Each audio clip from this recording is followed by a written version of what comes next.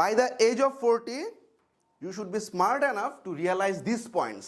তো আমরা আসলে কিছু পয়েন্ট নিয়ে কথা বলবো। নাম্বার 1 হচ্ছে ডিস্ট্রাকশন। এইটা আমাদের সাকসেসগুলোকে কিল করার জন্য এনাফ। ডিস্ট্রাকশন কী কী হইতে পারে?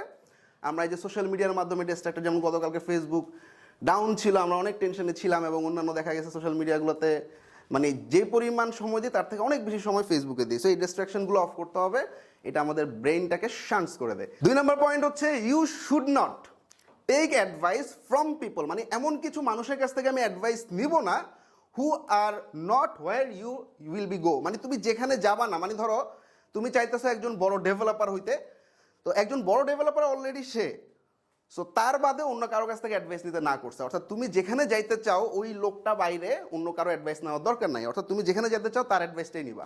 থার্ড পয়েন্টটা হচ্ছে no one is coming to save your problems. এটা আমরা সবাই দেখি, তাই না? অর্থাৎ তোমার প্রবলেমগুলো তোমাকেই সলভ করতে হবে।